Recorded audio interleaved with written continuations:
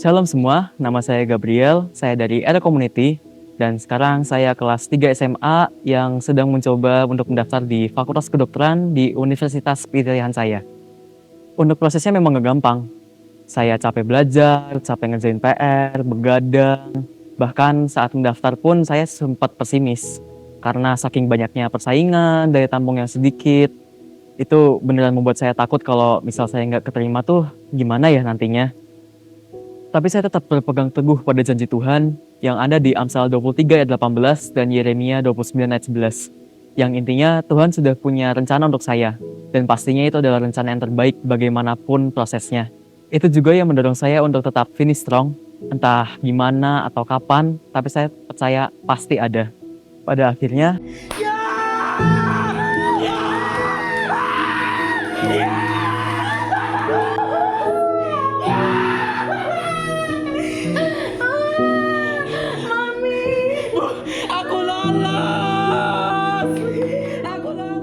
waktu saya buka pengumumannya, hasilnya biru. Saya berhasil diterima di Fakultas Kedokteran Universitas 11 Maret, fakultas dan universitas pilihan saya. Dan saya percaya ini adalah bentuk janji Tuhan kepada saya dan sebuah anugerah yang besar untuk saya. Karena perjuangan saya selama 3 tahun ini tidak sia-sia dan membuahkan hasil yang sangat memuaskan. Selain itu, saya juga mendapatkan banyak doa, dorongan, dan support dari pembina, teman-teman, dan komunitas di GBSM 3. Saya merasa bersyukur saya bisa tertanam dalam komunitas ini karena mereka juga yang mendorong saya untuk tetap teguh dalam proses yang saya jalani. Mungkin dalam hidup, nggak semuanya itu gampang. Pasti ada proses yang harus kita lewati. Entah naik, entah turun, entah susah, entah gampang. Tapi yang mau aku bilang adalah kita harus tetap berpegang teguh pada janji Tuhan. Karena Tuhan akan selalu menyediakan yang terbaik bagi kita. Sekian kesaksian dari saya. Tuhan Yesus memberkati. He is the Word of God, a prophet, a servant. He is the bread of life, the shepherd and the lamb. He is the messenger. He is the humble king. He is the Son of God. He was rejected and abandoned. He was betrayed and condemned. He was mocked and beaten, bruised and pierced. He was crucified and buried. But the nails could not hold him. The cross could not finish him. The stone could not keep him. Death could not defeat him. He is our ransom and our redeemer. He is our deliverer and our refuge. He is mighty. He is glorious. He is holy and exalted. your Savior, and He is risen.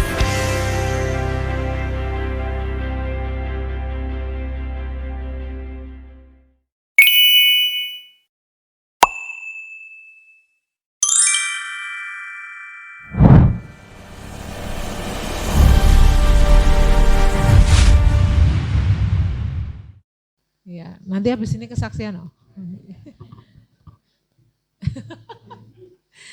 Kesaksian bagaimana Tuhan sampai di sini sudah menolong.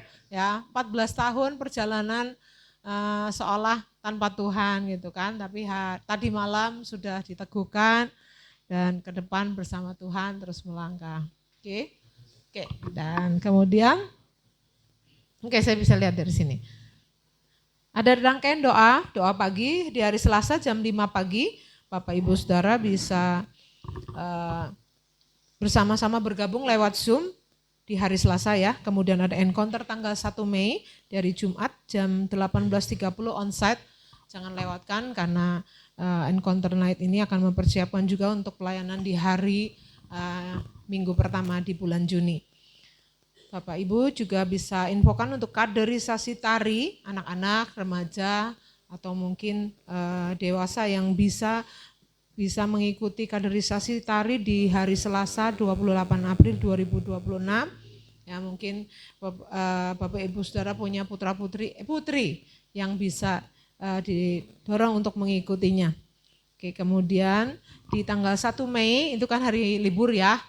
Anak-anak bisa mengikuti nobar, nonton bareng di Astik bersama dengan Isra dan Bamak Komisi Anak, Remaja dan Pemuda ya, akan diadakan di hari Jumat 1 Mei 2026 jam berapa nih?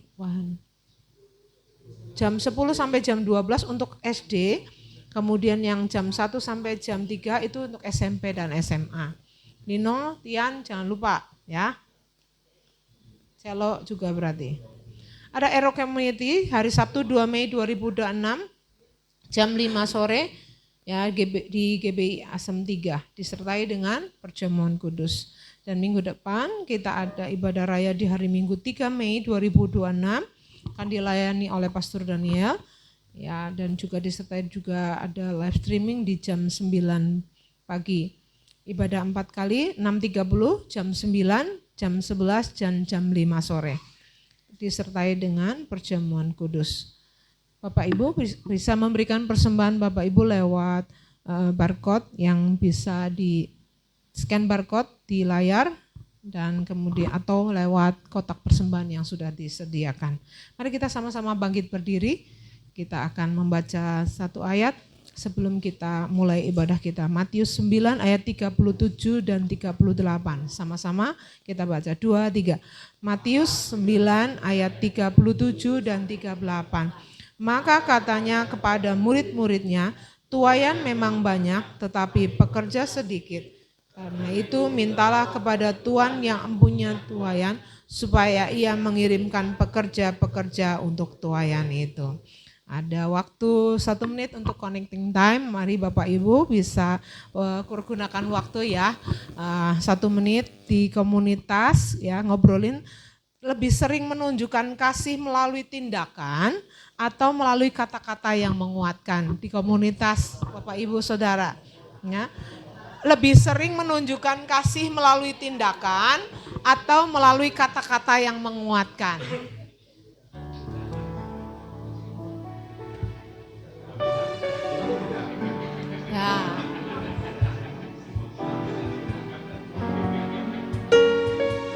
Ya, tentunya diharapkan setiap kita bisa melakukannya dengan tindakan ya, bukan hanya dengan kata-kata saja. Itu sebabnya kita ada dalam komunitas yang boleh saling membangun. Oke, kami bersyukur Tuhan. Nanti Ibu Kanida akan berdoa, kita mau sama-sama menyembah Tuhan. Haleluya. Terima kasih Tuhan. Kami bersyukur. Kami menyembah Tuhan.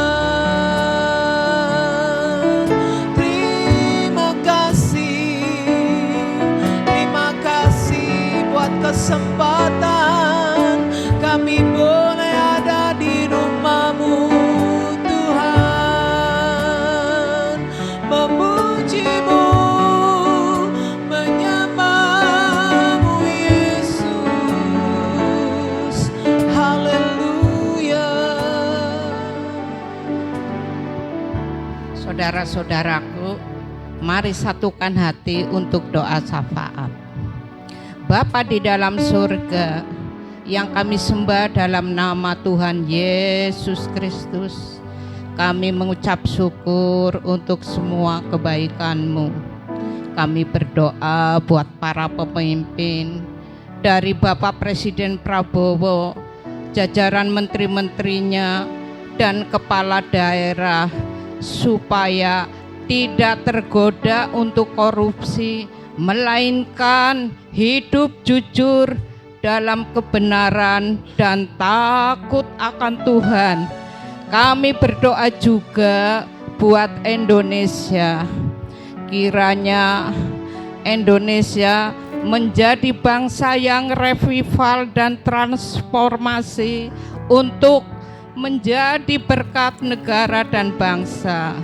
Engkau jagai, Engkau lindungi, Engkau berkati NKRI supaya aman, damai, dan sejahtera. Terima kasih. Kami berdoa juga buat Bapak Pendeta Senior, Bapak John Rusli, Bapak Gembala Sidang GBI Astik Tegal, Bapak Pastur Daniel, seluruh gembala area PA PKS Timinti, Ketua ASC dan Ketua WBI. Tuhan Yesus memberikan kesehatan, kekuatan, tambahkan hikmat untuk kerjasama melayani jemaat-jemaat-Mu. Engkau memberkati hamba-hamba-Mu, Engkau pakai lebih lagi untuk melayani Tuhan dan sesama. Kini tiba saatnya Bapak, kami mau mempersembahkan tubuh, jiwa, roh untuk kemuliaan nama-Mu. Terima kasih Tuhan untuk Engkau hadir di tengah-tengah kami. Ada kuasa, yang sakit disembuhkan, yang lemah berkata kuat, yang susah Roh Kudus hiburkan. Biarlah Engkau pimpin Tuhan kebaktian sore hari ini dari awal sampai akhir. Urapi yang melayani, urapi kami semua di tempat ini. Terima kasih Bapak. Dalam nama Tuhan Yesus Kristus kami berdoa dan mengucap syukur. Haleluya. Amin. Sekali lagi shalom. Siapa yang percaya Tuhan Yesus sanggup memulihkan setiap kita? Kanan kirinya bilang, Yesus sanggup. Ya, Yesus sanggup. Terus lakukan bagian kita. Haleluya. Haleluya.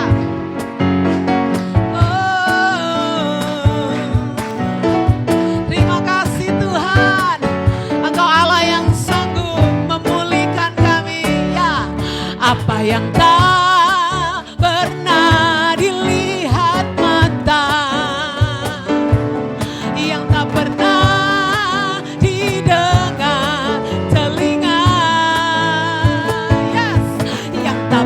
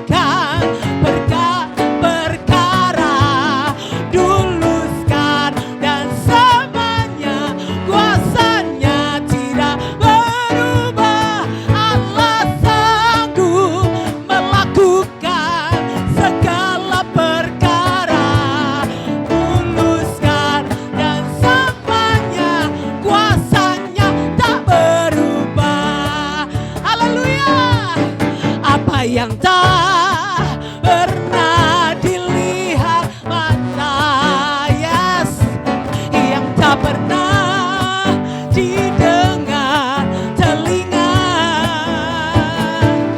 yang tak pernah timbul di dalam, katakan semuanya disediakannya bagi yang mengasihi Dia. Semua katakan Allah sanggup melakukan segala perkara dulu selamanya, kuasanya tidak berubah.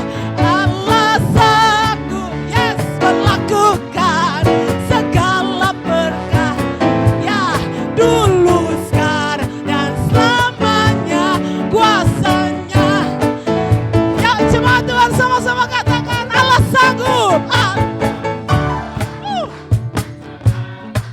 Ya, segala perkara dulu selama, kuasanya tak berubah. Allah sanggup melakukan segala perkara dulu selamanya, kuasanya tak berubah.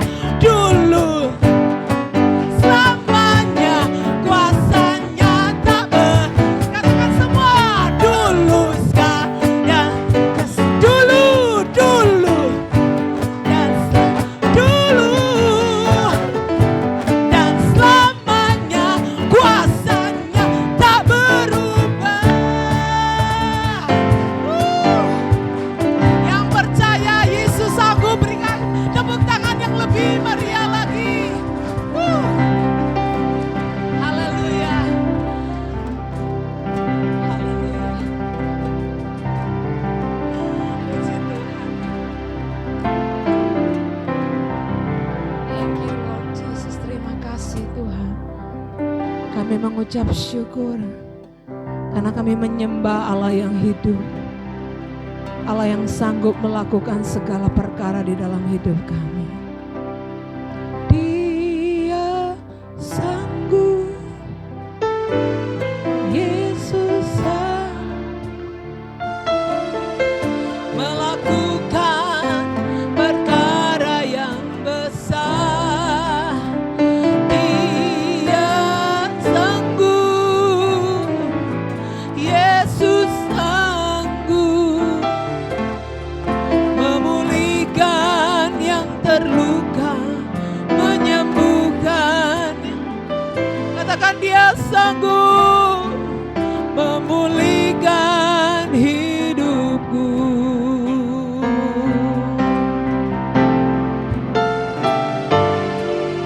Yesus Tuhan, mulialah namanya. Yesus Allah, besar kasih-Nya, dahulu, sekarang, dan sampai selamanya. Kasih-Nya tak pernah berubah. Yesus Tuhan, mulialah namanya. Yesus Allahku,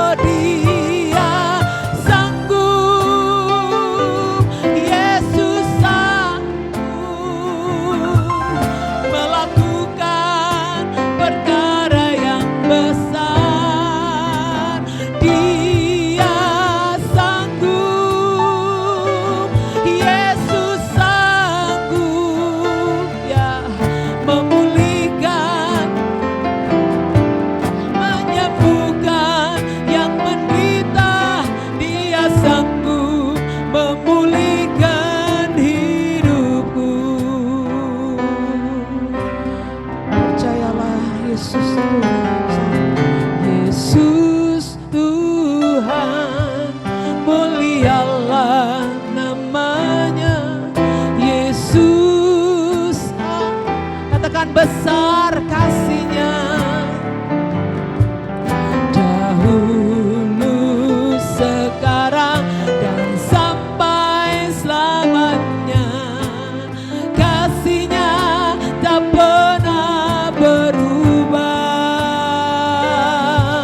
Yesus Tuhan, mulialah nama Yesus Allah, besar kuasa-Nya. Dahulu, sekarang, dan sampai selamanya. Kuasa-Nya tak berubah. Oh, Dia sanggup, amin. Yesus tak, haleluya, melakukan perkara yang besar. Dia sanggup, Yesus sanggup memulihkan, menyembuhkan. Ya, Dia sanggup memulihkan hidupku. Mari jemaat sama-sama dengan sungguh-sungguh katakan, Dia sanggup, Yesus sanggup, amin, melakukan perkara yang besar. Dia sanggup,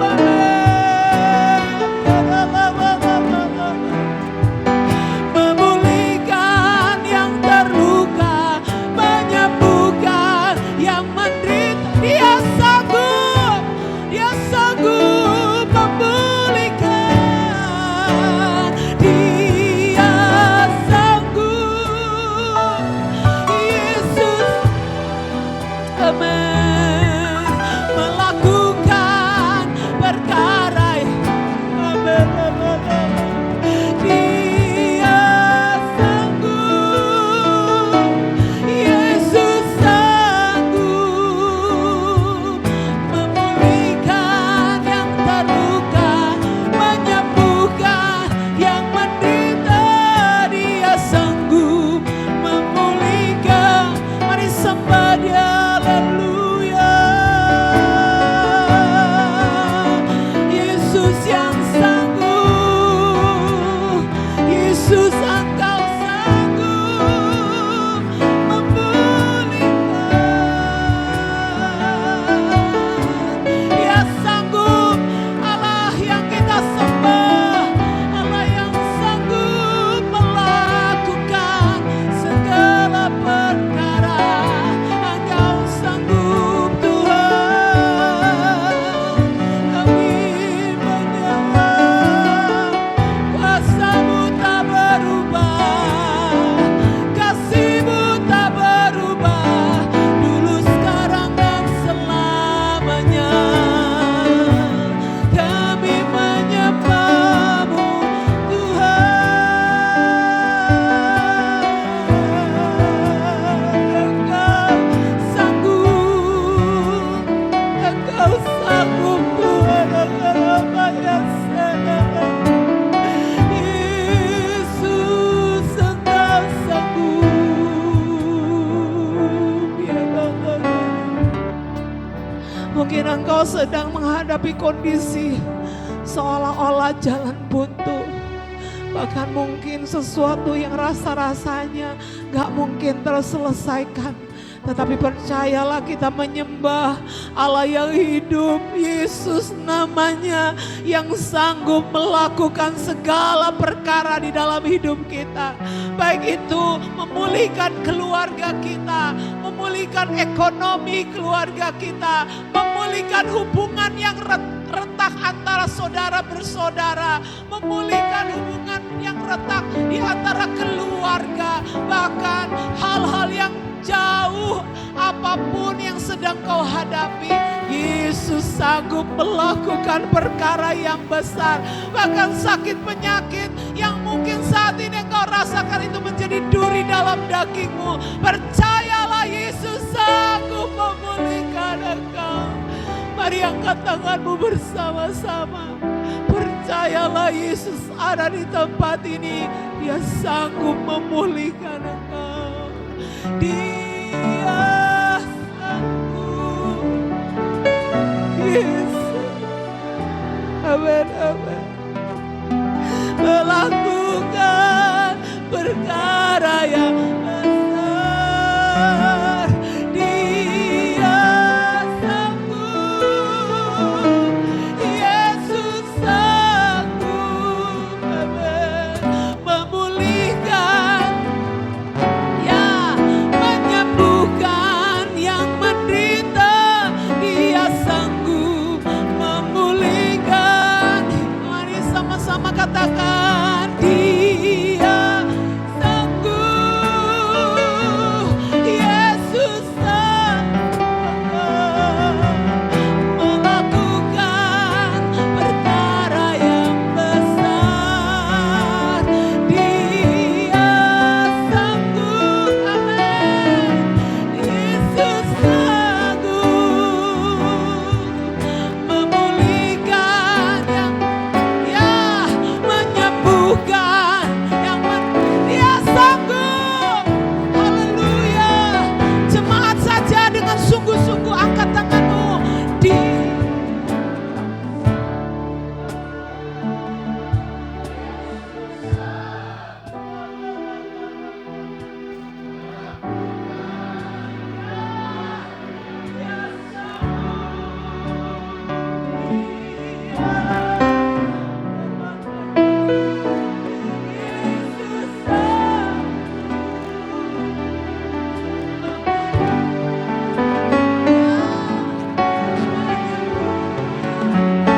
Katakan dengan imanmu, Dia sanggup.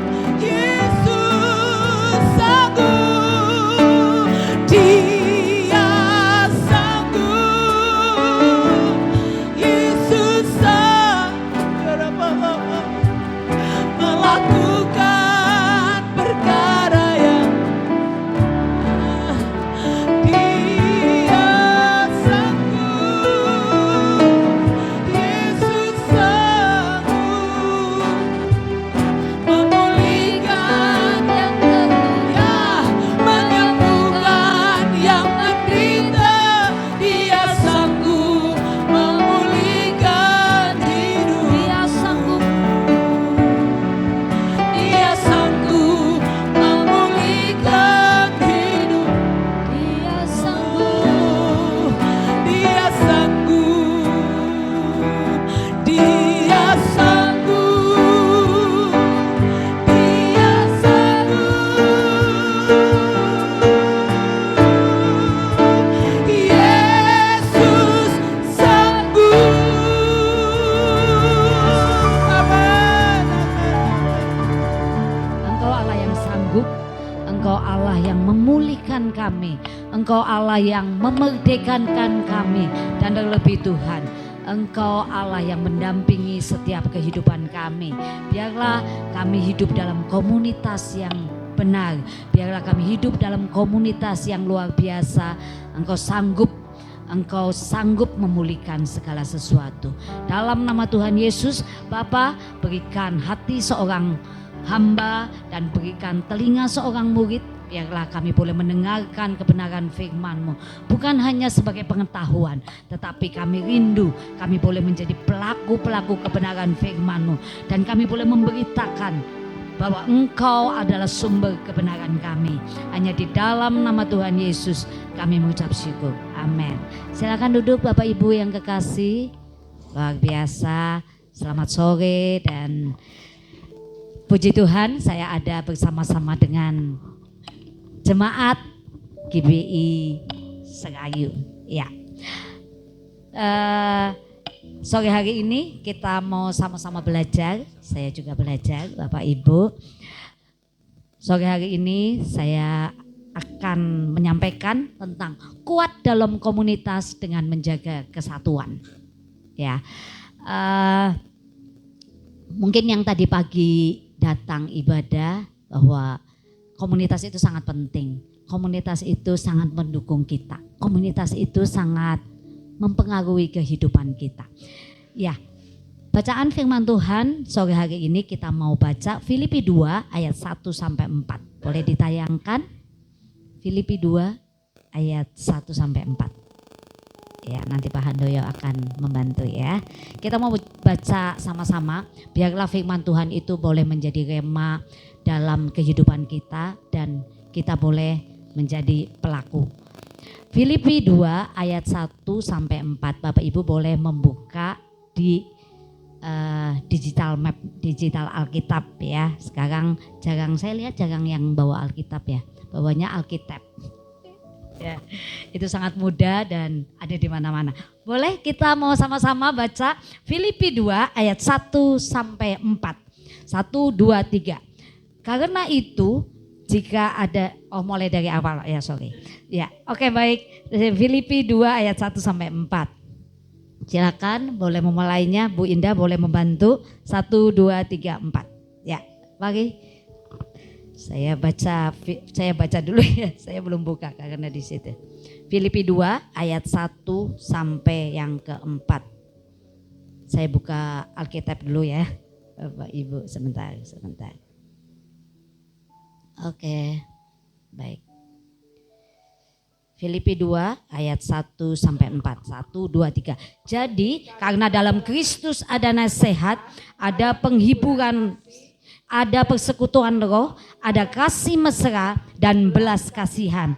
Karena itu sempurnakanlah sukacitaku dengan ini. Hendaklah kamu sehati sepikir dalam satu kasih, satu jiwa, satu tujuan. Dengan tidak mencari kepentingannya sendiri atau puji-pujian yang sia-sia. Sebaliknya hendaklah dengan rendah hati yang seorang menganggap yang lain lebih utama daripada dirinya sendiri. Dan janganlah tiap-tiap orang hanya memperhatikan kepentingannya sendiri, tetapi kepentingan orang lain juga. Amin untuk firman Tuhan. Bapak Ibu, kita semua tahu bahwa hidup ini enggak mudah. Tahun 2025 kita banyak mendengar bahwa tahun 2026 hidup tidak bertambah mudah, makin sulit, ya kan? Ada berbagai tantangan, ada kesulitan, ada saat-saat ketika kita merasa lemah, nggak mampu.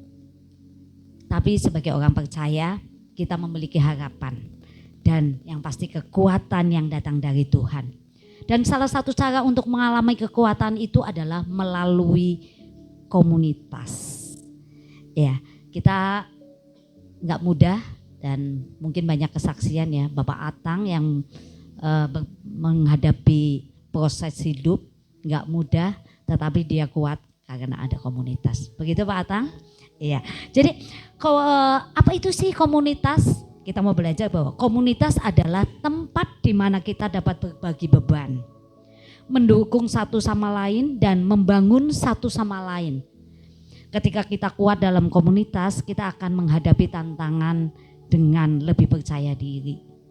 Karena apa? Kita punya teman-teman, kita punya sahabat-sahabat, kita punya sesuatu. Mungkin kita sedang dapat anak-anak yang sekolah, yang di rumah ibu-ibu rumah tangga. Kalau kumpul dengan teman-teman, saya gini. Tetapi karena kita punya komunitas yang di dalam Tuhan, kita jadi percaya diri. Kita berani memberitakan kebenaran. Ya, kita dapat saling menguatkan dan saling membagi yang pastinya. Jadi komunitas itu tempat kita berbagi beban, tempat kita boleh mendukung satu ya dengan yang lain. Dan komunitas ini bukan hanya tentang kita saja. Komunitas itu harus berdampak. Tadi Bapak Gembala mengatakan bahwa kita bisa menginjil. Itu mudah banget.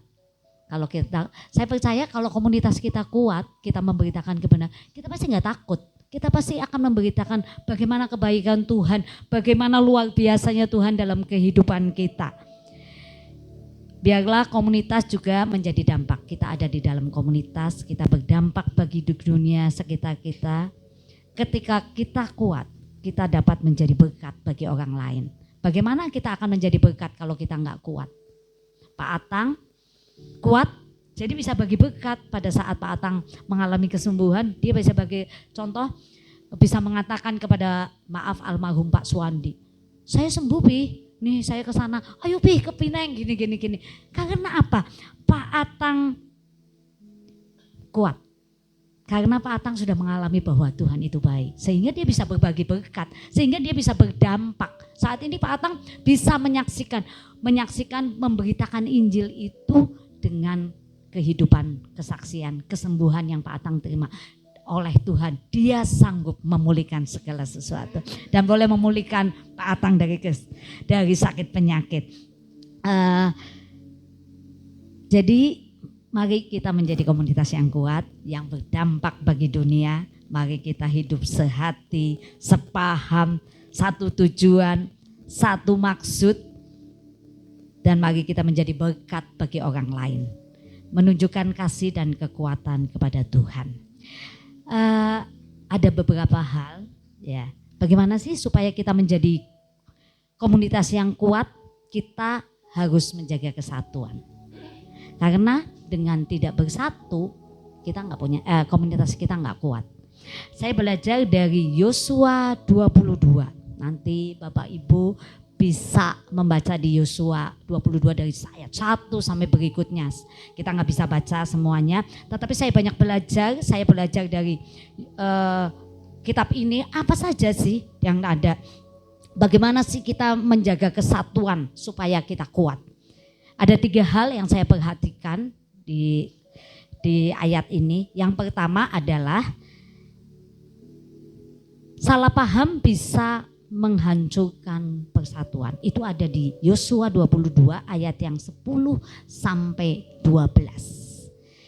Ya Bapak Ibu, situasi ketika ada, jadi apa sih salah paham itu? Salah paham adalah situasi ketika ada ketidakpercayaan, kurangnya kesabaran, miskomunikasi yang muncul di antara dua pihak yang menimbulkan kesalahmengertian dan berakhir dengan masalah. Jadi di Yosua 22 itu bercerita tentang pada saat itu Yosua sudah bisa dengan timnya, dengan anak buahnya, bahwa Yosua bisa menaklukkan tanah Kanaan dengan selesai. Sehingga Yosua memulangkan suku Ruben, suku Gad dan setengah suku Manasye untuk kembali ke tanah mereka di seberang timur Sungai Yordan. Jadi pada saat itu Yosua dengan tentaranya bisa menaklukkan tanah Kanaan sehingga udah pulang. Ya, contohnya Pak Handoyo dengan satu timnya sedang menaklukkan satu kota misalnya, selesai sehingga memulangkan. Indah pulang, Anton pulang, gitu kan? Kenana ya Anton pulang, Indah pulang, semuanya pulang. Dalam perjalanan suku Ruben, Gad dan Manasye itu mendirikan sebuah mezbah besar. Ya, nanti Bapak Ibu bisa baca di situ. Sehingga terjadi salah paham dengan suku-suku yang lain. Suku-suku yang lain itu mengira bahwa itu tanda pemberontakan suku Ruben, Gad dan Manasye terhadap Tuhan, terhadap Allah. Hampir saja itu terjadi perang. Nah, tetapi inilah kesalahpahaman itu boleh ditaklukkan dengan apa? Dialog yang bagus, komunikasi yang baik. Ya, jadi setelah mereka berdialog, ada saksi bahwa mereka tetap, suku Gad, Ruben dan Manasye itu mengatakan, saya tetap menyembah Allah yang sama. Ini saya belajar di sini bahwa komunikasi itu sangat penting. Ya, kalau kita nggak ada komunikasi sehingga terjadi salah paham. Salah paham itu menjadikan satu momen kesalahpahaman itu membuat kita melupakan 100 momen yang indah. Pada saat saya bersama dengan Indah misalnya, saya sudah berteman bersama. Pada saat ada salah paham, semua yang indah-indah itu hilang. Tidak ada tersisa. Yang ada hanya salah paham, hanya pemikiran yang jelek, pemikiran yang gak bagus. Wah indah gini-gini. Padahal kita hubungannya baik. Ada momen-momen indah yang sudah pernah kita rangkai. Tetapi karena kesalahpahaman sehingga semuanya hilang. Ya, jadi kesalahpahaman tidak akan menyelesaikan. Tapi komunikasi yang baik itu menyelesaikan. Gimana sih supaya kita menghindari kesalahpahaman? Nah, kita akan lihat ya Bapak Ibu. Selidiki apa yang menjadi akar permasalahannya. Jadi selidiki dulu, kenapa ya saya salah paham? Kenapa ya saya kok bisa berpikiran begitu? Ya, tadi ini suku-suku yang lain itu harusnya dia duduk. Kenapa ya? Kok dia sudah menyimpulkan bahwa dia suku Ruben, Gad dan Manasye berontak kepada Tuhan. Harusnya coba cari akar masalahnya. Kenapa dia bikin mezbah? Untuk apa dia bikin mezbah? Yang kedua adalah jangan berasumsi jika tidak tahu kebenarannya. Ada kata-kata mengatakan bahwa asumsi itu sangat jahat. Karena kita belum tahu kan. Misalnya contoh, Pak Handoyo, saya udah menjas Handoyo itu gitulah. Padahal apa kita tidak tahu. Itu kan asumsi saya.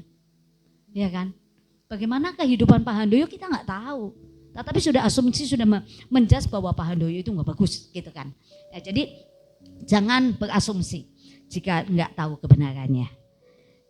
Jadi misalnya ada orang salah, ada orang misalnya jatuh dalam dosa. Kita jangan berasumsi dulu, oh memang orang itu, kita lihat kenapa dia melakukan itu. Kenapa dia bisa terjerumus dengan itu.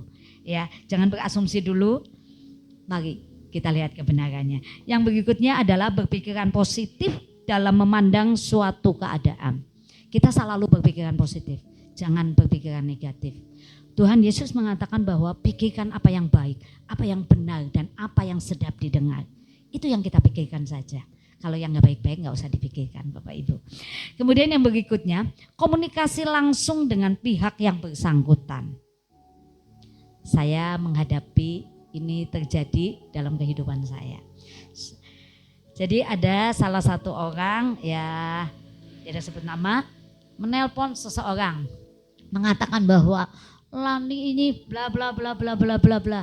Nah ini yang mendengarkan di sekeliling saya malah, wis parani belan, wong kok ngomongnya kayak kue tidak sesuai dengan kebenaran. Saya bilang kebenaran akan muncul. Kita nggak usah membela-bela diri, biarin aja. Kan yang penting saya nggak melakukan, gitu kan. Saya bilang, tapi ini sudahlah, datangin aja. Apa orang kok kayak gitu? Ya sudahlah, teman. Saya belajar bahwa ya sebetulnya ini juga saya harus suruh komunikasi, sampaikan.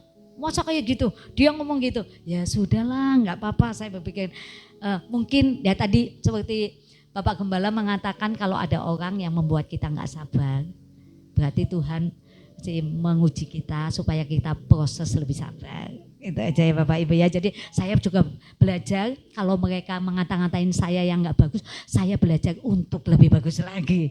Itu yang saya berpikiran positif begitu. Jadi untuk menghindari kesalahpahaman adalah komunikasi langsung dengan pihak yang bersangkutan. Kemudian belajar menerima hal-hal baru atau ide kreatif yang berbeda dengan cara-cara kita. Kadang kita merasa bahwa kita lebih benar dari teman-teman kita. Kita lebih benar daripada orang yang memberikan ide kepada kita. Padahal itu belum tentu.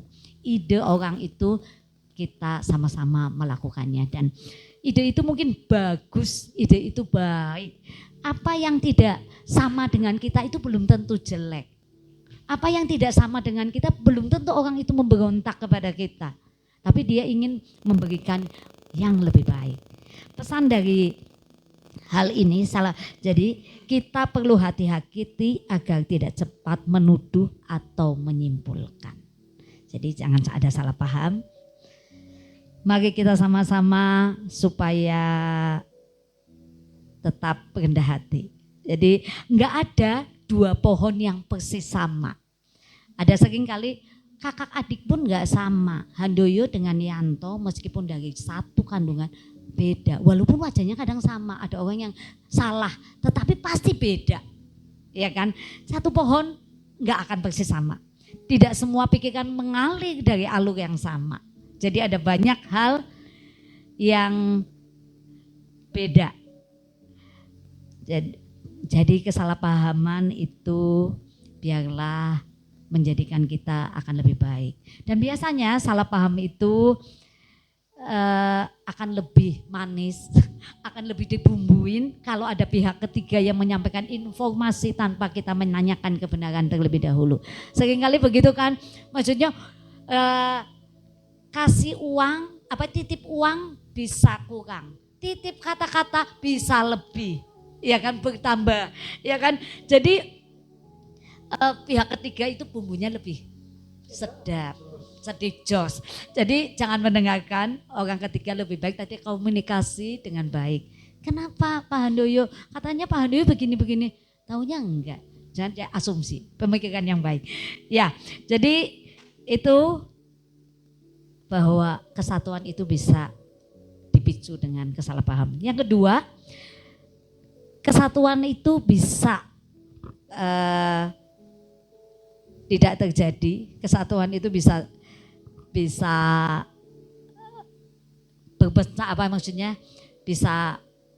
retak ya, karena apa? Dialog dan keterbukaan. Mari kita berdialog dan terbuka membawa perdamaian. Karena keterbukaan membawa perdamaian. Ya, si SPK dikatakan keterbukaan adalah awal dari pemulihan. Jadi kita harus terbuka. Meskipun sakit, kadang sakit. Ya, ada orang terbuka dengan saya, kamu gini, sakit pertama, tetapi saya mencerna, oh iya, itu lebih baik daripada saya terjerumus dengan ketidakbaikan. Ya baik, jadi keterbukaan adalah sikap jujur dalam mengungkapkan pikiran dan perasaan, serta ketersediaan untuk mendengarkan orang lain secara aktif dan tanpa prasangka. Ya. Ini bagus, di Yosua 22 dikatakan bahwa Israel mengutus Pinehas untuk berbicara dan mendengarkan penjelasan. Pada saat suku-suku yang lain itu mengalami salah paham, suku-suku yang lain itu menjas bahwa suku Ruben, Gad dan Manasye itu mendirikan mezbah, memberontak kepada Tuhan. Israel mengutus Pinehas untuk berbicara dan mendengarkan penjelasan. Pada saat itu bahwa mezbah bukan untuk memberontak. Mezbah itu sebagai penyembahan kepada Tuhan. Pinehas menyampaikan begitu, berkomunikasi, berdialog dengan suku-suku yang lain sehingga mengalami perdamaian. Kesediaan untuk berbicara dan mendengarkan itu menyelamatkan bangsa dari perang saudara. Berdialog dengan baik itu menyebabkan kita mengalami perdamaian.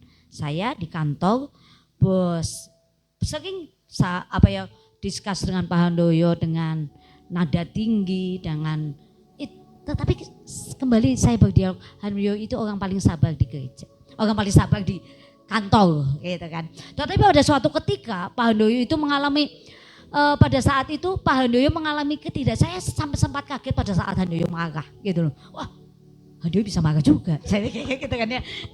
Handoyo bisa. Jadi kesediaan apa sih itu dialog dengan keterbukaan itu adalah kesediaan untuk bicara dan mendengarkan kita sampai kenapa Pak Handoyo bisa marah begitu? Yo gini. Ya Pak Handoyo itu cepat reda kalau marah. Ya karena orang sabar. Semua perutnya usus semua. Ya, jadi dialog keterbukaan itu mengajarkan kita untuk hidup damai, ya. Tuhan mengajarkan kita untuk berusaha hidup damai dan rukun dengan semua orang. Mari kita sadari bahwa hidup damai hanya dapat terjadi apabila kita memiliki komunikasi yang sehat dengan orang di sekitar kita. Ini mungkin terjadi di komsel home. Ya, home kita, ya kan? Karena komunikasi nggak bagus, karena sesuatu yang salah paham, nggak mau ngomong dengan terus terang, sehingga wah, Heri memang gitu dah, gitu kan? Ya kan Heri gitu kan? Jadi karena nggak komunikasi, nggak mendengarkan, tidak berdialog, tidak dengan terbuka. Jadi pesan dari dialog dan terbuka itu membawa damai adalah komunikasi sehat adalah kunci menjaga hubungan.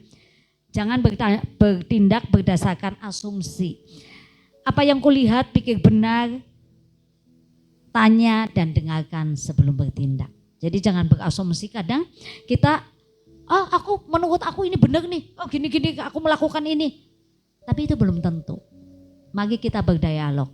Misalnya ada di home Bapak Ibu, ada sebuah proyek, ya kan? Wah, menurut saya ini harus gini nih, ini harus gini, mengerjakan segala sesuatu. Itu belum tentu benar Bapak Ibu. Ya, tapi kalau berdialog dengan baik, itu akan membuat perdamaian sehingga komunitas dapat berjalan dengan baik.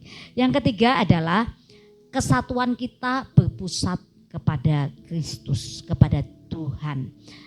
Nanti Yosua ayat 30 sampai 34. Kita kayaknya belum baca Yosua ya. Baik, kita mau baca Yosua aja ya supaya Bapak Ibu boleh nanti di rumah dibaca karena itu banyak sekali. Nanti boleh dilihat, oh iya benar ya, kita harus gini. Oh iya, di Yosua 22 itu terjadi kesalahpahaman, terjadi dialog yang gak bagus. Di Yosua 22 banyak pikiran-pikiran negatif, asumsi yang jelek ya. Tapi kita mau belajar. Baik, Yosua, di mana nih Yosua? Ya, kita mau baca Yosua 22 ya.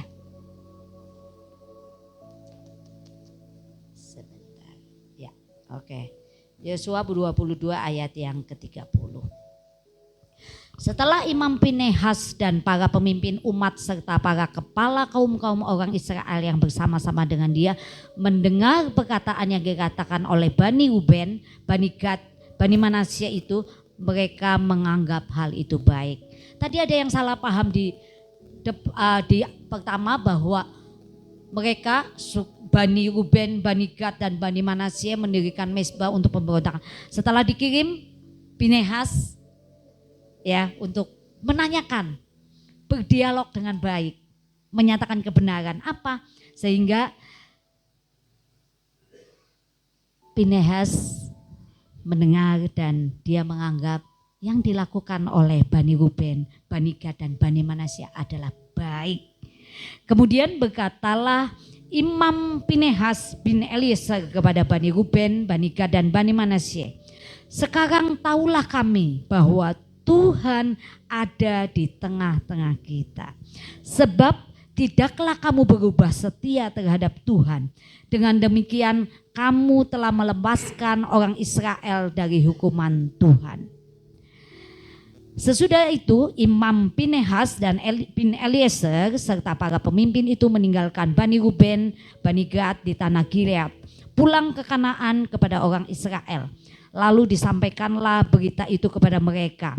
Hal itu dipandang baik oleh orang Israel sehingga orang Israel memuji Allah dan tidak lagi berkata hendak maju memerangi mereka untuk memusnahkan negeri yang didiami Bani Ruben dan Bani Gad itu.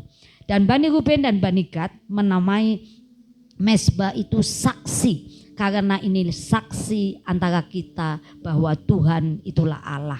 Nah, dengan dialog yang benar, dengan keterbukaan sehingga mereka boleh melihat hal yang dilakukan adalah benar. Tadi dikatakan bahwa mezbah itu dari kata et Bapak Ibu yang artinya saksi.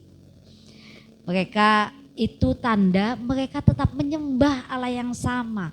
Mereka tetap menyembah Allah yang membuat bangsa Israel itu keluar dari Mesir, yang membuat bangsa Israel itu mengalami kemenangan. Mereka tahu bahwa Tuhan ada di tengah-tengah kita. Ya, sebab tidak kamu berubah, tetap setia kepada Tuhan. Mezbah dibuat oleh Bani Ruben, Bani Gad dan Manasye itu menjadi supaya sebagai saksi tetap menyembah Allah yang sama. Nah, mezbah itu adalah saksi. Kristus adalah akar dari kita. Dan semua itu harus berdasarkan Tuhan. Semua harus berlandaskan Tuhan. Tuhan. Filipi 2 ayat yang kedua mengatakan bahwa Kristus adalah akar kita dan semua yang dicangkokkan ke dalam akar ini akan menghasilkan buah yang Kristus hasilkan. Kalau kita dicangkokkan kepada Tuhan, kita akan menghasilkan karakter Kristus. Apa sih tujuan Tuhan Yesus menciptakan saya? Tujuan Tuhan Yesus menciptakan saudara supaya kita menjadi seperti Kristus, memiliki karakter. Itu tujuan utama Tuhan.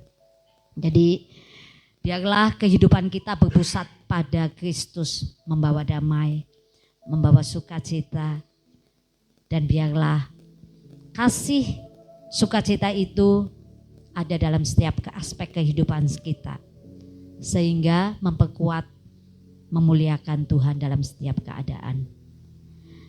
Jadikanlah Tuhan pusat hidup, jangan pindah dari fokus itu. Kita jangan mencari kesenangan pribadi, tapi lakukanlah apa yang menyenangkan hati Tuhan. Kalau komunitas bersatu, komunitas kuat, sehingga apa? Kita percaya diri memberitakan kebenaran firman Tuhan. Kita percaya diri. Ini loh, seperti lihatlah aku, contohlah aku. Ya. Pesan firman Tuhan, dalam Kristus kita satu tubuh meski berbeda tempat, budaya dan latar belakang. Tadi saya sampaikan bahwa satu pohon tidak bakal sama. Ada yang buahnya mungkin asam, buahnya enak, tetapi itu dalam satu pohon, dalam Kristus yang memberitakan kebenaran firman Tuhan. Jadi biarlah kita kuat dalam komunitas, biarlah kita menjadi satu. Tadi ada 3 poin, salah paham itu enggak bagus, salah paham itu harus diselesaikan, salah paham itu bisa menghancurkan persatuan. Dan biarlah kita berdialog dan terbuka, karena keterbukaan itu membawa perdamaian. Dan yang terakhir adalah biarlah kesatuan kita hanya berpusat kepada Allah, bukan kepada diri kita sendiri. Amin untuk firman Tuhan. Biarlah kita diajar untuk tidak cepat salah paham, tetapi belajar berbicara dengan kasih dan keterbukaan. Biarlah kesatuan tubuh Kristus agar kita menjadi saksi bagi generasi dan dunia.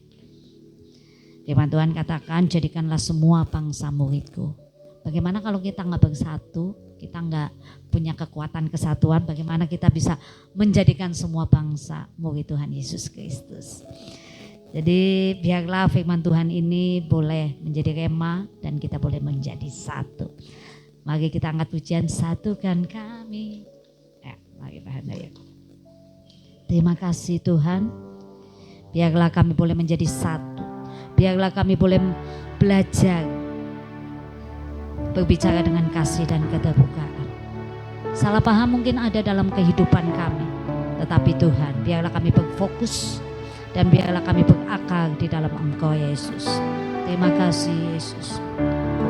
Thank you Lord. Satukan kami satu dalam kuasa-Mu, sebab kami bersaudara. Biar kami satu, seperti Kau dan Bapa satu. Dunia lihat Kau dalam kami, jadikan kami sehati sepikir. Biar kehendak-Mu jadi untuk menyatakan rahmat-Mu. Jadikan kami satu, satukan kami Tuhan, satukan kami satu dalam kuasa-Mu, sebab kami bersaudara. Jadikan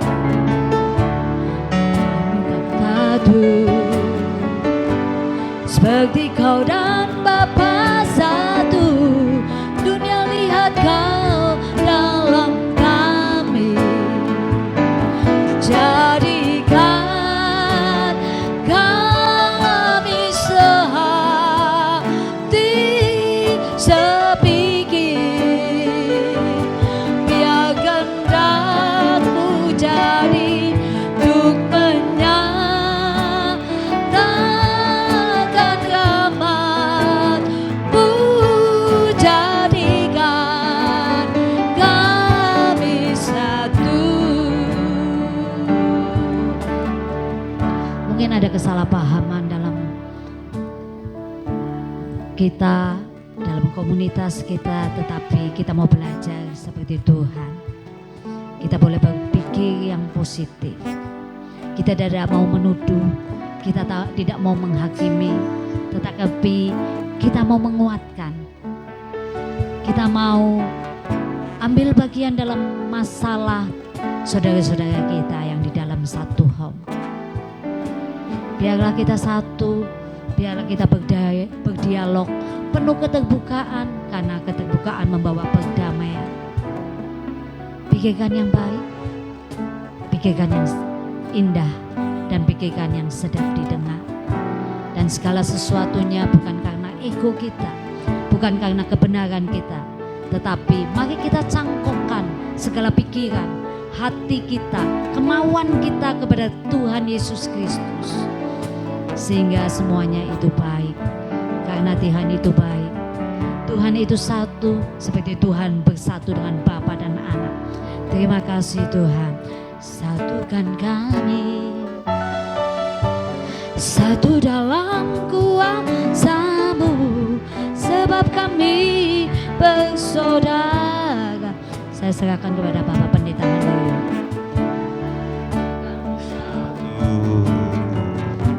Seperti Kau dan Bapa satu, dunia melihat Kau dalam kami, jadikan kami sehati sepikir. Biar kehendak-Mu jadi untuk menyatakan rahmat-Mu. Jadikan kami satu. Terima kasih buat kebenaran firman-Mu yang sudah kami dengar pada malam hari ini, mengingatkan kami bahwa kami adalah pribadi sosial, makhluk sosial.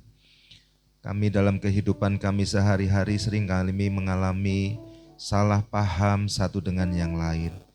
Tapi dari firman Tuhan yang malam hari ini kami dengar, kami diajari ya Tuhan, untuk kami bisa mengatasi kesalahpahaman, untuk kami tidak berasumsi, kami langsung bereskan dengan orang yang bersangkutan, dan pada dasarnya segala sesuatunya adalah Tuhan ada di tengah-tengah kami, Tuhan yang mempersatukan kami. Terima kasih, kami tahu Tuhan, hidup ini terus dibentuk, terus diproses, sehingga kami semua adalah anak-anak Tuhan yang selalu atau sedang dipersiapkan untuk menjadi serupa dengan Engkau ya Tuhan. Kami dipersiapkan untuk menjadi pribadi-pribadi yang rendah hati, yang bisa menerima satu dengan yang lain ya Bapa. Terima kasih Tuhan, kami berdoa Engkau memberkati Cik Lani Kendro yang sudah memberkati kami dengan kebenaran firman-Mu, berkati keluarga, berkati pelayanan dimanapun hamba-Mu ini berada. Terpuji nama Tuhan, di dalam nama Tuhan Yesus kami berdoa. Haleluya, amin. Saudara diberkati, memang tidak menutup kemungkinan yang namanya salah paham itu pasti bisa terjadi. Kadang kita ngomong apa, orang menangkapnya apa, dan itu akhirnya bisa salah paham. Yang penting bagaimana kita mengatasi kesalahpahaman tersebut. Ya, Puji Tuhan, ada firman yang berkata besi menajamkan besi. Artinya Bapak Ibu, sebetulnya kesalahpahaman itu baik. Sebetulnya konflik itu baik selama kita bisa mengatasi itu untuk kebaikan juga, ya. Suami istri ada nggak yang nggak pernah konflik? Nggak ada, mesti ada konflik, ya.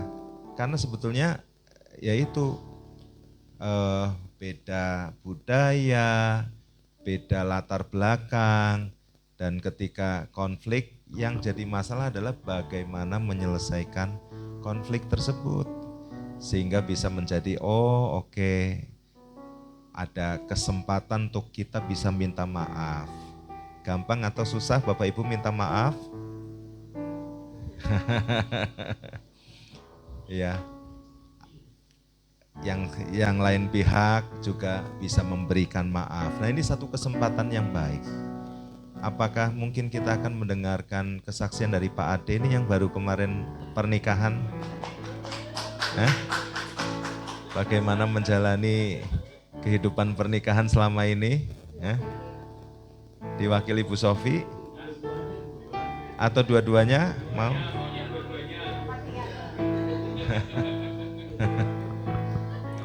Ya sudah, Nino saja maju ke depan mungkin. Ya, saya sedikit banyak memahami kehidupan keluarga mereka, tapi mereka bisa mengatasi dengan baik. Dan kemarin ketika mengadakan peneguhan nikah, kita merasakan hadirat Tuhan yang luar biasa, ya. Tuhan menjamah. 14 tahun pernikahan, Pak Yosep itu 29 atau 37 tahun pernikahan, ya. Tapi akhirnya mereka boleh diberkati di gereja. Sebelumnya pernikahan mereka pernikahan agama lain seperti itu, ya. Nah, salah satu apa yang tadi Ilani sampaikan adalah bahayanya asumsi. Saya pernah melihat satu tayangan iklan sebetulnya itu, ya, tapi bagus juga tentang asumsi. Jadi ada orang olahraga, terus dia punya mobil sport bagus, di pinggir ada jurang Bapak Ibu, ya. Nah, dia lagi berhenti terus dia olahraga stretching gitu kayak mendorong mobil, padahal dia lagi olahraga stretching. Tiba-tiba ada supir truk berhenti, ikut dorong mobil itu, jadi mobilnya masuk ke jurang. Terus supir truknya merasa bangga karena sudah membantu, ya, dia pikir. Padahal kan sebetulnya dia nggak pengen mobilnya didorong masuk jurang. Nah, itulah bahayanya asumsi Bapak Ibu, ya. Jadi dalam segala sesuatu konflik bisa saja terjadi. Di Komsel juga bisa terjadi konflik. Yang jadi masalah adalah bagaimana kita mengatasi konflik tersebut, ya. Saya nggak tahu ini Ko Agus sama Ko Heri, ya, mereka saking dekatnya sampai orang manggil apa?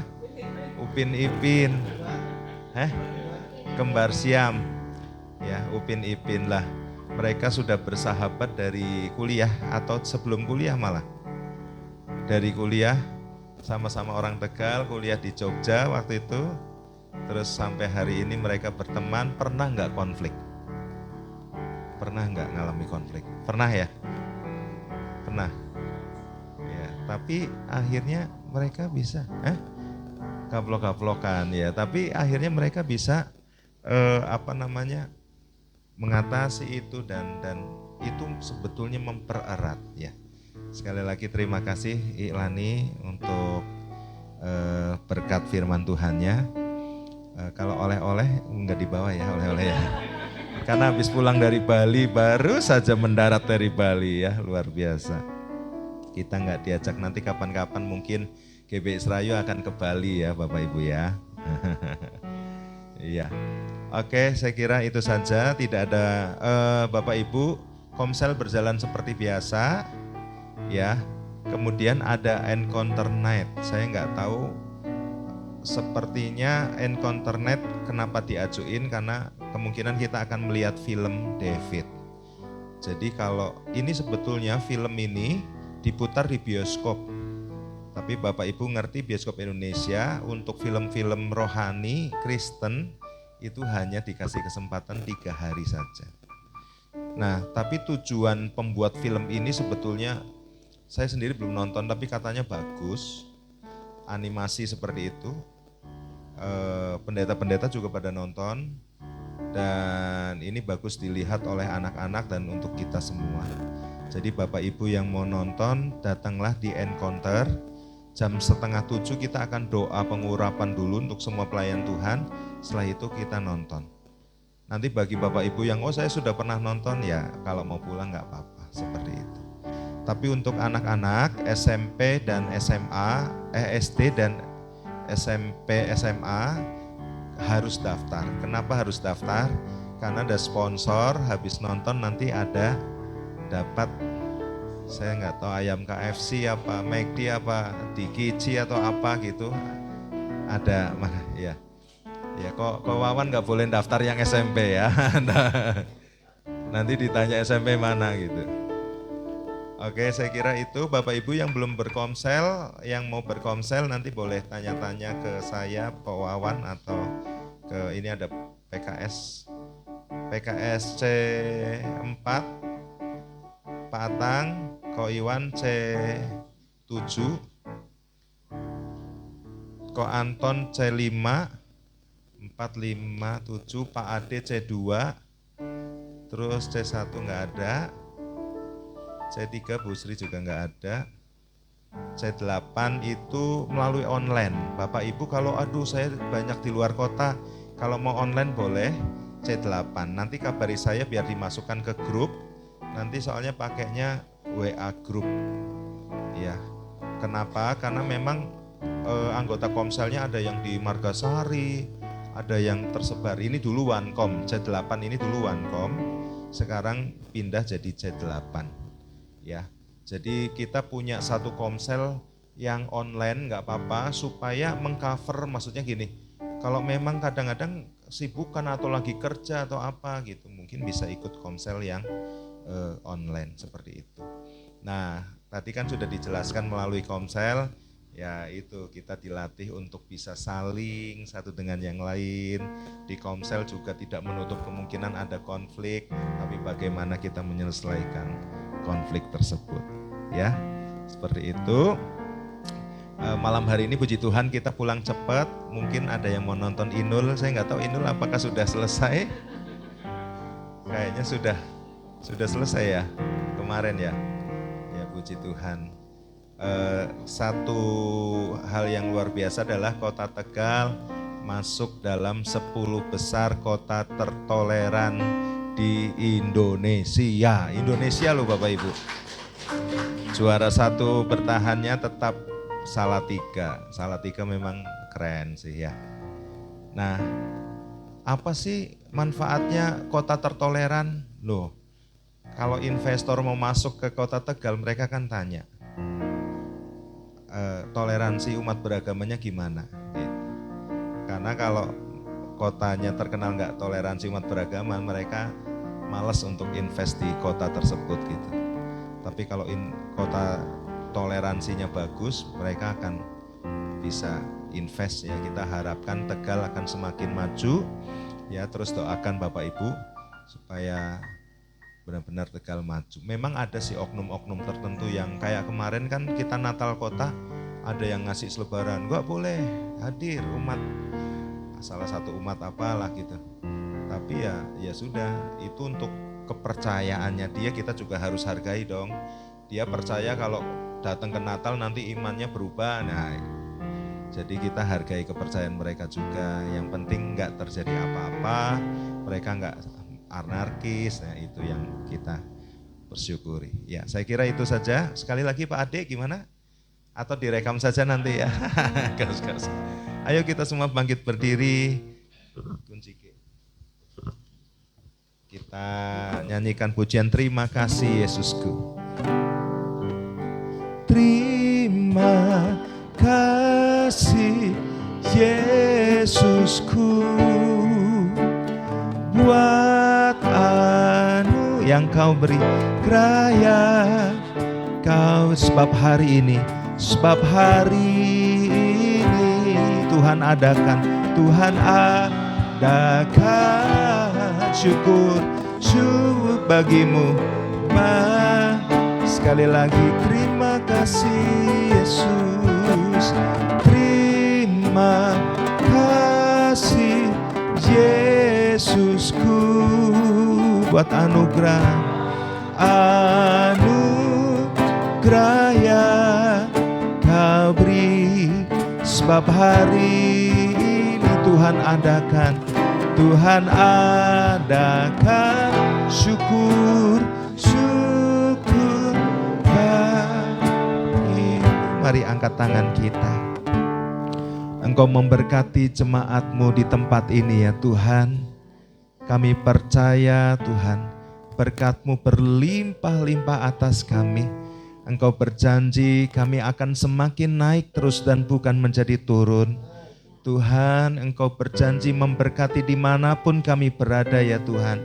Engkau berjanji memberkati setiap keluarga demi keluarga ya Tuhan. Engkau berjanji memberkati Tuhan setiap usaha yang kami kerjakan, setiap pekerjaan yang kami lakukan, setiap studi kami Tuhan. Engkau juga memimpin, Engkau memberkati ya Tuhan. Dan kami percaya kami adalah orang-orang yang diberkati oleh Tuhan untuk kami boleh menjadi berkat buat orang lain ya Tuhan. Kami berdoa mengutus setiap kami, baik anak-anak yang masih sekolah, biar mereka boleh menjadi saksi di sekolah ya Tuhan. Kami berdoa untuk setiap Tuhan karyawan-karyawan, mereka boleh menjadi saksi Tuhan di tempat mereka bekerja. Setiap pengusaha-pengusaha mereka juga boleh menjadi saksi Tuhan di tengah-tengah usaha mereka. Dan kami percaya Tuhan, Engkau juga bisa memakai setiap ibu-ibu rumah tangga ya Tuhan, yang mengurus rumah tangga, mereka juga bisa menjadi saksi di lingkungan Tuhan, tetangga-tetangga mereka ya Tuhan. Karena itu saudaraku, terimalah pengurapan daripada Tuhan. Pergilah, jadikanlah semua bangsa muridku, baptislah mereka di dalam nama Bapa, Anak, dan Roh Kudus, dan ajarlah mereka melakukan segala sesuatu yang kuperintahkan kepadamu. Ketahuilah Bapak Ibu Saudara, kita tidak sendirian, tapi Tuhan menyertai kita senantiasa sampai pada akhir zaman dengan penyertaan dari Allah Bapa, kasih sayang dari Tuhan Yesus Kristus, dan persekutuan dari Roh Kudus mulai malam hari ini sampai selama-lamanya. Di dalam nama Tuhan Yesus, haleluya. Amin.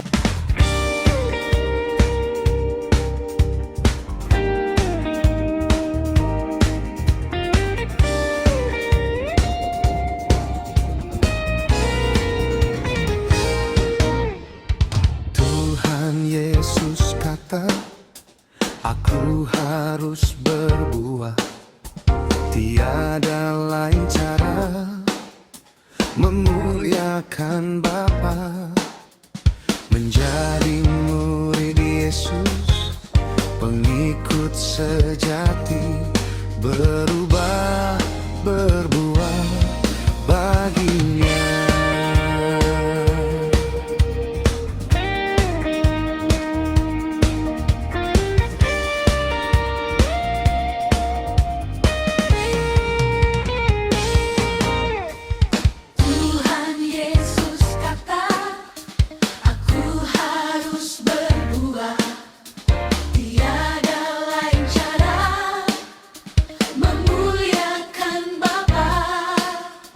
Menjadi murid Yesus, pengikut